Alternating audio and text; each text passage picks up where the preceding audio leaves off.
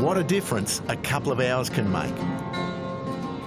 It was a beautiful morning camped down by the banks of the Crooked River. Sun shining, blue skies, not even enough breeze to shake the cherry blossoms from their branches. So we're not expecting any trouble, mate? Well, look, hopefully not, Rog. We've put a lot of time into preparation.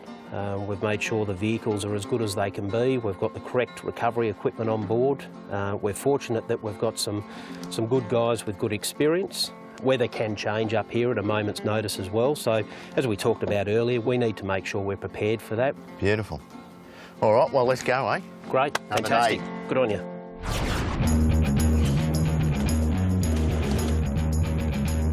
I've asked for a chainsaw, mate. Okay. Another tree. Must be a good size one. As long as they keep landing on the ground and not on us, Roger. Oh, mate, I'm just surprised there's not more down. Well, that could be a big part of our afternoon removing trees today. We've still got to get up and get through the snow as well before we drop into the Cola, so it'll be a long day for us. It looks like we'll be relying on every bit of Pete's preparation today. The biggest storm to hit Victoria since Glenn Lazarus donned the purple Melbourne jersey has rolled through the national park, uprooting trees and snapping alpine ashes like toothpicks. Well, they're stuck and they're stuck. We've got half a dozen trees or a dozen trees in the space of 50 metres. Half the alpine forest is on the road. We've come too far to go back, so we've got to go through. But good bit of gear, some good mates who know what they're doing, and you can get yourself out of anything.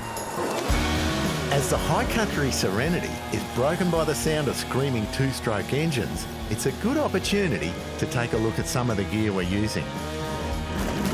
I've always said a good chainsaw is a must-have in any four-wheel drive. Something at least 4 to 5 horsepower should get you out of most situations, but be sure to carry plenty of spares.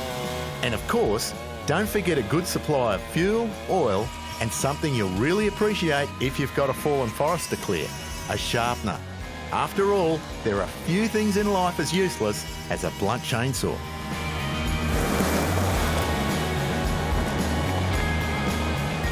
Under here, here and here, and then maybe 1, 2, 3. Of course, there's every chance you're going to come across fallen trees that are either too big to saw or, as often is the case, rotten to the core and full of ant mud, which is where a bar-mounted winch is your only option. Not one to do things by halves, Daniel's fitted his Ranger with the latest winch in the Warn lineup, a 9,500 pound XDC. Perfect for the sort of power garden we're doing today.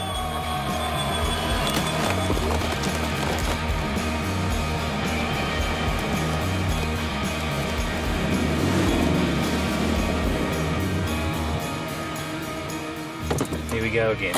With a bit of practice, it's not long before you get in the swing of things.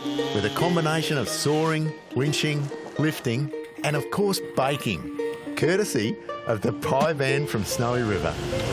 Boys are like these. While some people might look at this as a lot of hard work, for a bunch of blokes up for an adventure, this is heaven. And the constantly changing scenery, well, that's just a bonus. But with the sun starting to set and the IPF spotlights illuminating both the road ahead and the roadblocks, the descent down the backside of the range comes as a welcome sight.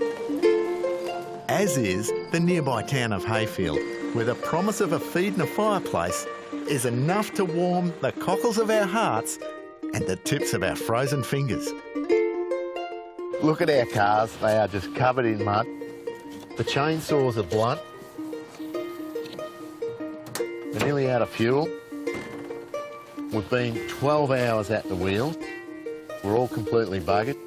We've had an incredible day. We've been through a windstorm, a rainstorm, every storm, and we've found this pub that's open. It's got hot food and a warm bed. What more could you want? What a great day. Coming up after the break, we've got our biggest climb yet, facing up to our final challenge, Snowy Mount Skene, so stick around.